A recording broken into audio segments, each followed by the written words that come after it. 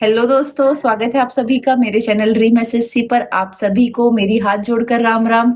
I hope आप सभी की तैयारी बहुत अच्छी चल रही होगी। तो जैसा कि आप लोगों ने थंबनेल में देख ही लिया होगा, इस सीरीज में हम कर रहे हैं एसएससी सीजीएल प्री में जितने भी सिनोनिम्स पूछे गए हैं वो विद ट्रिक्स हम उनको लर्न कर रहे हैं। ठीक है, तो मैंने लगभग 60 वर्ड आपको याद करा दिए हैं।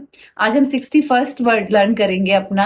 अब मेरे पास कुछ कमेंट्स भी आ रहे हैं, कुछ अलग से क्वेरी भी आ रही है कि क्या मैम हम सिर्फ इस सीरीज को देखें तो हमारे लिए वोकेबुलरी पार्ट इनफ रहेगा या फिर हमें इसके अलावा भी कुछ करना है। तो देखो, दिन के 10 वर्ड नहीं है इनफ, मैं आपको बिल्कुल साफ साफ बताती हूँ। लेकिन अब आप ये देखो कि जो ये सीरीज चल रही है इससे आप लोगों का कितना कवर होगा।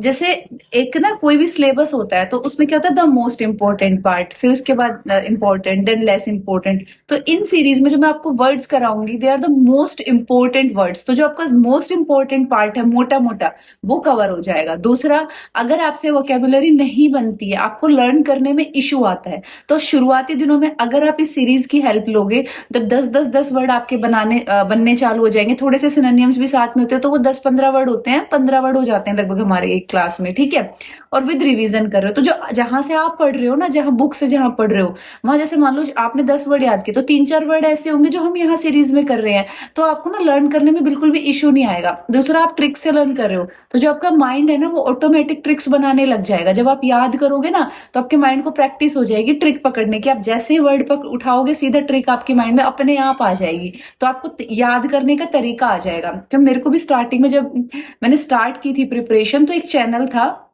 वहां पे एक सर पढ़ाते थे तो वो दिन के 10 वर्ड ही कराते थे, तो मैं उन्हीं से पढ़ती थी 10 वर्ड। तो फिर धीरे धीरे उनकी हेल्प से मैंने कुछ महीने उसको कंटिन्यू किया, तो उसके बाद फिर मेरे को ना वोकेबुलरी पार्ट लर्न करने में बिल्कुल भी इशू नहीं आया, और इसीलिए मैंने फिर ये सीरीज स्टार्ट की है। ठीक है, तो इस तरीके से ये सीरीज आपके लिए हेल्पफुल रहेगी। बिल्कुल क्लियर मैंने आपको बता दी है सारी चीजें।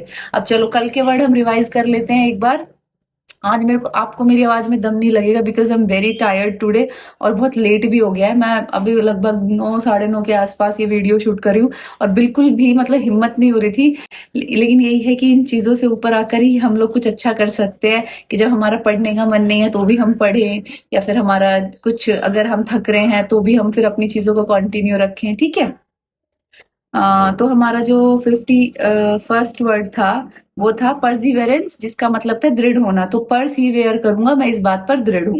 अगला वर्ड था हमारा फोरसेक, उसने उसको किसी दूसरे के लिए छोड़ दिया। इसका सिनोनिम था अबेंडन, बैंड देके उसने अबेंडन कर दिया। अब अगला वर्ड था किल्टर, किल्टर का मतलब ऑर्डर। तो किल्टर को कैटल से याद किया था कि जब हम चाय वगैरह पीते हैं तो सारी चीजें ऑर्डर में रहती है। अगला वर्ड था हमारा कंडोन, की किसने माफ कर दिया। कंडन का मतलब होता है, नॉर्मली लोग उस चीज को गलत समझते हैं लेकिन उसने उसको जाने दिया, अनदेखा कर दिया, माफ कर दिया। तो किसने कर दिया, कंडोन। ठीक है, तो किसने डन किया, तो डन से कंडोन याद हो जाएगा। और रेस्पाइट का मतलब एक छोटा सा ब्रेक लेना, शॉर्ट पीरियड ऑफ रेस्ट। तो रेस्पाइट रेस्ट, वो एकदम से रिलेट कर रहा है तो हो जाएगा लर्न ये वर्ड। अगला था मेलिफ्लुअस, जिसका मतलब है म्यूजिकल। तो उसके म्यूजिक से मेरा सारा मैल फ्लो हो गया, मैल फ्लो हो गया, मेलिफ्लुअस। गार्निश मतलब डेकोरेट करना, तो गार्डन को हम लोग क्या करते हैं, डेकोरेट करके रखते हैं। बिसीच मतलब कि याचना करना, सींचने के लिए उसने बिसीच किया। ब्रिटल, फ्रेजाइल, तो ब्रिटल फ्रेजाइल मतलब कमजोर। तो फ्रेजाइल को फर से याद किया था कि फर वाले बर्ड्स क्या होते हैं, कमजोर होते हैं, उन्हें कोई भी बाइट कर लेता है, बाइट को ब्रिटल से रिलेट किया था। एडिक्वेट का मतलब इनफ, सफिशिएंट। तो और ऐड क्यों कर रहे हो, दिस इज ऑलरेडी एडिक्वेट, ये पहले से ही इनफ है। और ऐड क्यों कर रहे हो, ऐड क्यों, एडिक्वेट। ठीक है, अब अपने आज के वर्ड्स करते हैं। हाँ, तो हमारा अगला आज का जो पहला वर्ड है वो है वेक्स्ड, मतलब कि बहुत ज्यादा गुस्से में रहने वाला, चिड़चिड़ा रहने वाला, वो बहुत ज्यादा चिड़चिड़ा है।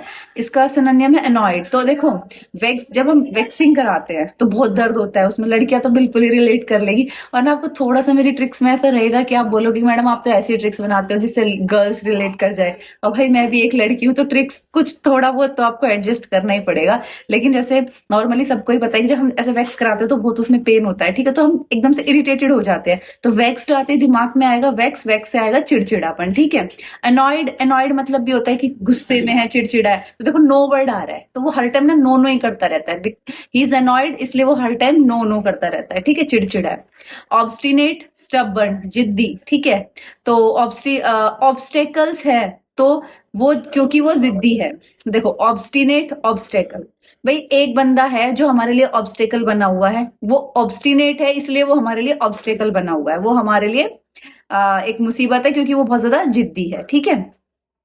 अगला है डिसिपेट, जिसका मतलब होता है कि कोई चीज को धीरे धीरे खत्म होना, धीरे धीरे स्पेंड करना उसको, ठीक है। तो आप लोगों ने इसकी ट्रिक्स बहुत अच्छी दी थी सबने, जो मैंने आपसे पूछी थी, लेकिन मैं बता देती हूँ एक ट्रिक थी, ये मैंने उसी बच्चे की लिखी है यहाँ पे। डिश वाली प्लेट धीरे धीरे गायब हो गई, कि मतलब जिसमें डिश रखी थी वो प्लेट गायब हो गई। डिश वाली प्लेट, डिसिपेट, धीरे धीरे कम होना, स्पेंड होना, ठीक है। डॉज का मतलब है कि अवॉइड कर देना, चकमा दे देना, जैसे कि कोई सामने से आ रहा है और हम उसको अवॉइड करना चाहते हैं तो हम रास्ता बदल लेते हैं, तो वो वाली चीज, वो वाला मतलब चकमा देना, अवॉइड करना। तो इसकी ट्रिक डॉज से, डॉग से रिलेट कर लो, डॉग हमें चकमा दे देते हैं, मतलब वो, तो ऐसे डॉज दिमाग में आएगा तो डॉग दिमाग में आएगा, और डॉग हमें क्या करते हैं, कई बार पागल बना देते हैं, चकमा दे देते हैं, तो वहां से याद हो जाएगा, ठीक है। अगला वर्ड है मैवरिक, जिसका सिनोनिम है बोहेमियन। तो ये अच्छा वर्ड है काफी, इसको ध्यान से समझना। A person who does not behave or think like everyone else but who has independent unusual opinions, मतलब वो सबके जैसा नहीं है, वो दूसरों से अलग है। जैसे जो नॉर्मली लोग सोचते हैं वो उससे थोड़ा हटके सोचता है, हटके चलता है। तो देखो मैवेरिक से मैवेरिक वेव, अगर एम को उल्टा कर दें तो WAVE, वेव बनेगा। तो देखो हम ऐसे लोगों को ही वेव करते हैं जिन्होंने लाइफ में कुछ अच्छा करा है, जिनकी कुछ अलग से कुछ इंडिपेंडेंट थॉट थी, कुछ अलग, तो मैवरिक से हम वेव कर लेंगे कि हम उन्हीं लोगों को वेव करते हैं, ठीक है। और बोहेमियन, और उन लोगों की ना बोहें चढ़ी हुई रहती है कि भाई हमने, वो लोग अलग दिखेंगे आपको, बोहें चढ़ा के रखेंगे। देखो ये ना रियल लाइफ से रिलेटेड नहीं है, ट्रिक्स हैं सिर्फ आपको याद कराने के लिए। हर इंसान तो बोहें चढ़ा के नहीं रखता, लेकिन हम ट्रिक से याद करेंगे कि उसकी बोहें चढ़ी रहती है, वो दूसरों से अलग है अपने, वो एकदम से तो अकड़ में रहता है अपनी में। तो बोहेमियन से बोहे याद आएगी, बोहे चढ़ी हुई मतलब भाई अलग, दूसरों से टिक मार दोगे सीधा, ठीक है।